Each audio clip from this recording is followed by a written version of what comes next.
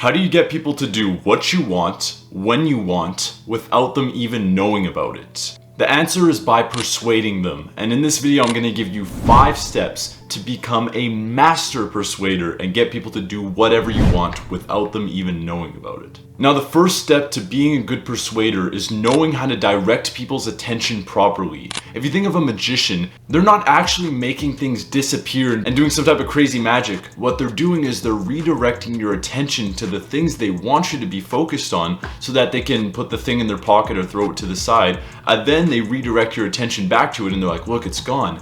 And it's the same with persuasion. You need to know how to direct people's attention in the right ways. So here's an example. Let's say I was a restaurant owner and I wanted you to buy French wine because that's the wine that has the highest profit margins or something. What I should do to get you to buy the French wine is I should play French music, maybe get a French waitress to serve you, and I should put up a French flag. Now your mind is thinking French, French, French without you even knowing about it. You don't even know I'm doing this to you. All you're thinking is, wow, that's a French flag, wow, the music's French, wow, the waiter's French. And now when I ask you what wine would you like, and you're faced with Italian, German, French, you're gonna think to yourself, let me get the French wine. And without even knowing it, you've just done exactly what I want you to do. The next step is a highly effective psychology tactic called labeling. And this is a tactic they use in negotiation and interrogation to get people to comply. Basically, what labeling is let's say we're talking and I want you to be nice. I want you to cooperate. I want you to do what I want you to do. What I'll say is, you sound like a really nice person. Now, without even knowing it, I've just called you a nice person. I've said you sound like a really nice person by the way you're talking. It sounds like you're a really nice person. I think you just got into this situation.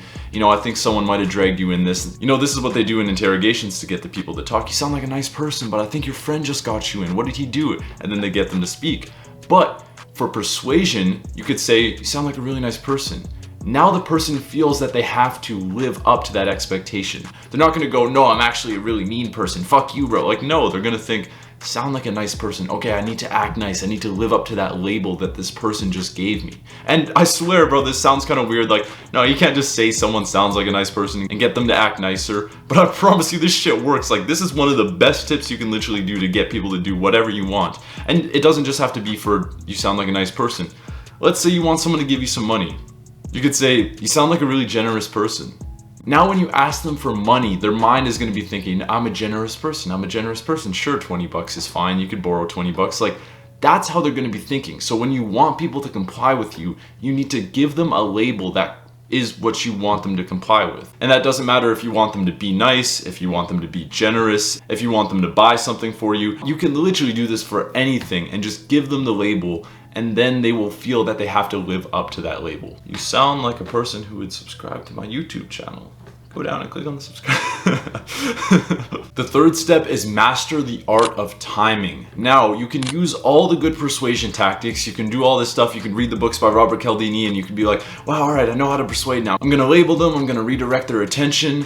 But if you don't get timing correctly, it will not matter. I'm sure when you were in a really good mood and your mom asked you to take out the trash, you're like, oh, you know what? Sure, I'll go do that right now. But if you were in a bad mood, you're like, nah, you know, I don't really feel like it. Can someone else do it? And this is precisely just a law of human nature. When we feel good, when we feel happy, we're more likely to comply. We're more likely to try and make other people happy. We're more likely to keep the mood up. We're not just gonna be like, oh no, I'm not gonna do the trash even though you're already feeling happy. You wanna keep the mood up, so you're just gonna keep up with the flow. Hey, can you do this thing for me? Sure, I don't mind. So you need to either find a way to get people into the right mood or wait till you see them in a good mood. Wait till they just talk to that girl that they wanted to talk to or something. Wait till they're all happy. Wait till they're excited. And that's when you ask them to make a hard decision. That's when you ask them to sign that contract. That's when you ask them to do something. Because they're so happy, they're so caught up in everything that they're gonna be like, sure, sure.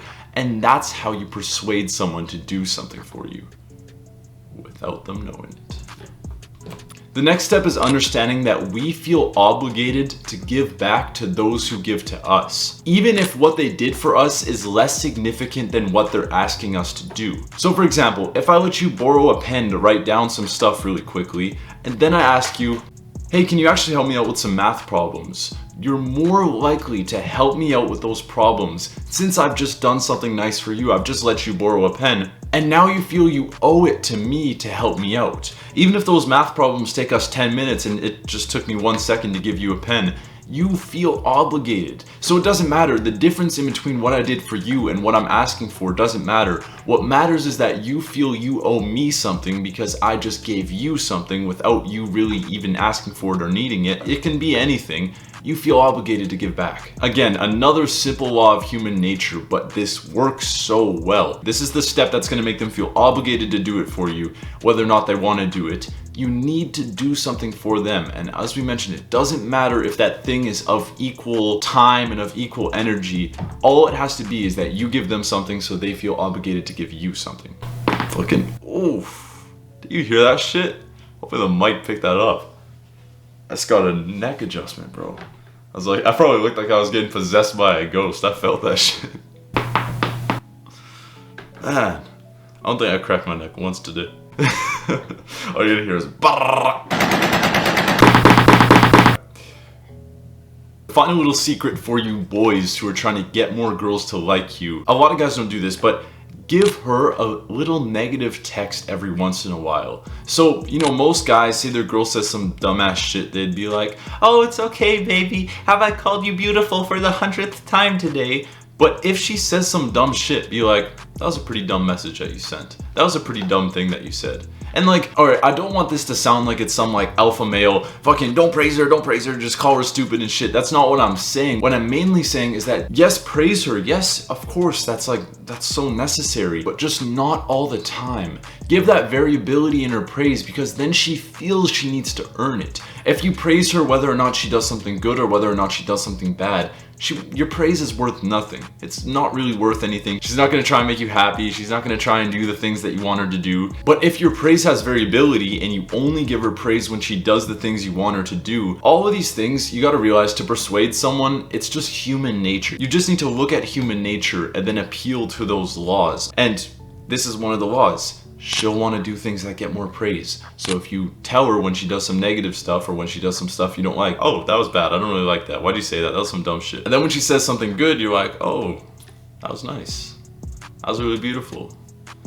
You're really gorgeous today." Then you say those things when she does or says what you want her to do, and she'll want to do or say those things more. So that's a really big one for you boys. Anyone who does that, I guarantee you'll be getting some bitches, bro. If you're new here, my name is Adam Blonin. I'm a 15-year-old kid who just makes these videos to help other young men who are in the situation I was in just a few years back.